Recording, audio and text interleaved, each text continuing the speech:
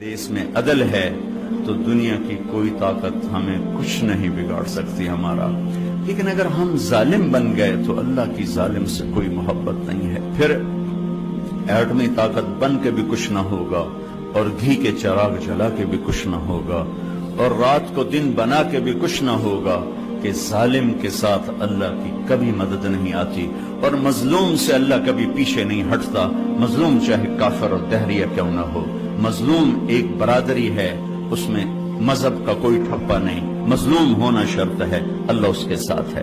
اور ظالم بھی ایک برادری ہے، اس کے لیے ایمان اور کفر شرط نہیں ہے، پھر اللہ کی تباہی کے نظام چلتے ہیں اور اللہ کے غیظ و غضب کے رندے پھر جاتے ہیں۔ میں آپ سے گزارش کروں گا، آپ اپنی ذات سے شروع کریں، حکومت کا انتظار نہ کریں، آپ اپنی ذات سے شروع کریں۔ آج کے بعد میں اللہ اس کے رسول کی نافرمانی نہیں کروں گا۔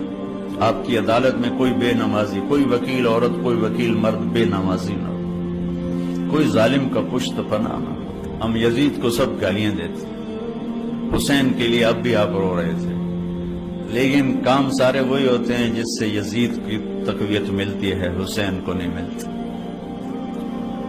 حسین ایک استعارہ ہے مظلومیت کا، اور یزید ایک استعارہ ہے ظلم کا۔ اب یہ قلم میں آپ کو دے رہا ہوں، لکھ لو۔ اب یزید کے استعارہ میں جانا چاہتے ہو یا حسین کے استعارہ میں جانا چاہتے ہو، یہ دنیا مٹ جائے گی، موت مٹا دے گی۔ ایک دن کسی کو یاد بھی نہیں ہوگا کہ طارق جمیل کون تھا، احمد قیوم کون تھا، اور چشتی صاحب کون تھے، اور صدر صاحب کون تھے۔ قبریں مٹی میں مٹی بنا دیتی ہیں، یہاں کی ہر عزت، دولت، شہرت کی آخر انتہا یہ چند مٹھی خاک کے سوا کچھ نہیں۔ جاؤ بادشاہوں کی قبروں پر دیکھو، کھود کے دیکھو، خاک کے سوا تمہیں کچھ نظر نہیں آئے گا۔ اجل ہی نے چھوڑا نہ کسرا نہ دارا، اسی سے سکندر صفات بہارا، ہر ایک لے کے کیا کیا نہ حسرت سے دھارا، پڑا رہ گیا سب یوں ہی ٹھاٹھ سارا۔ جگہ جی لگانے کی دنیا نہیں ہے، یہ عبرت کی جا ہے، تماشا نہیں ہے۔ اب ہم سب مل کر توبہ کریں اور اپنی ذات سے شروع کریں کہ ہم سچائی کے ساتھی بنیں گے، نماز نہیں چھوڑیں گے، کسی کا حق نہیں ماریں گے، بچوں کو حلال کھلائیں گے۔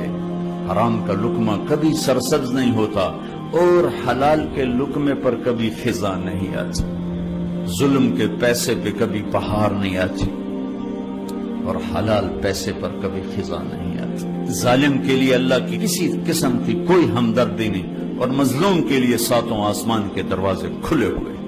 جو اپنے بچوں کو حلال کھلائے گا، اس کے بچے نہال رہیں گے، آباد رہیں گے، خوشحال رہیں گے۔ جو اوروں کے منہ سے نوالا کھینچ کے کھلائے گا، اب خود بھی تڑپے گا اور اس کی نسلیں بھی تڑپیں۔ تو میں اب سب بھائی بہنوں سے گزارش کرتا ہوں کہ نئی زندگی شروع کریں، پچھلی پر توبہ کر لیں۔ ایک دیس بنے گا جہاں ماں کی عزت ہوگی، بیوی کا احترام ہوگا، بیٹی کی سر پہ چادر کو کوئی نہیں کھینچے گا۔ میرے تلمبا میں رنجیت سنگھ نے 1818 میں ملتان فتح کیا، تو اس نے 3 بازار حسن بنائے، ایک ملتان میں، ایک کہروڑ پکا میں، اور ایک تلمبا۔ تلمبا میرا ہوم ٹاؤن ہے، اس کے ساتھ ہی میرا گاؤں۔ تو ایک زمانے بعد خیال ہے کہ کسی کی بیٹیاں ہیں، پتہ نہیں کس مجبوری نے ان کو اس گھنگرو پہنائے ہیں۔ میں نے تو جب ان سے مل کر حالات سنے تو میں سوچ میں پڑ گیا کہ طوائف ظالم ہے یا وہ سردار ظالم ہے جس نے گھنگرو پہنا ہے، یہ وہ معاشرہ ظالم ہے جس نے اس غریب کی بیٹی کو گھنگرو پہنا ہے۔ میرا تو کلیجہ پھٹ گیا۔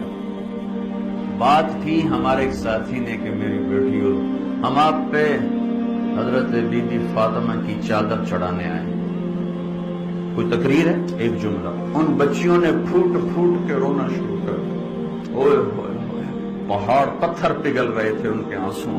یہ دیس بڑا پیارا ہمیں ملا تھا، جغرافیائی لحاظ سے بھی عجیب و غریب ہے، معدنیات سے بھی عجیب و غریب ہے، اور انسانی صلاحیتوں کے لحاظ سے بھی عجیب و غریب ہے۔ ہم سب توبہ کریں، لوگوں کے حقوق سے نہ کھیلیں، لوگوں کے حقوق سے نہ کھیلیں۔ بڑا اوکھا معاملہ ہے، بڑی اوکھی عدالت۔ اللہ کی اپنی عدالت بڑی سوکھی ہے، لیکن لوگوں کے حقوق کی عدالت بہت خوفناک ہے، اور آپ اسی عدالت میں ہر وقت سٹینڈ کر رہے ہیں، ہر وقت 30-35 سال اسی کے اندر کھڑے ہیں۔ اگر آپ کا قلم نہ بکا، آپ کا ضمیر نہ بکھا، آپ کے ایمان پہ ظلم کا داغ نہ لگا، تو آپ سب اپنے وقت کے جنید بغدادی اور عبد القادر جیلانی اور یہ رابعہ بصری. لیکن اگر یہ بک گیا پھر بڑے گھاٹے کا سوال، بڑے گھاٹے کا سوال. بھائی ہم اس مبارک مہینے میں توبہ بھی کریں، اللہ کی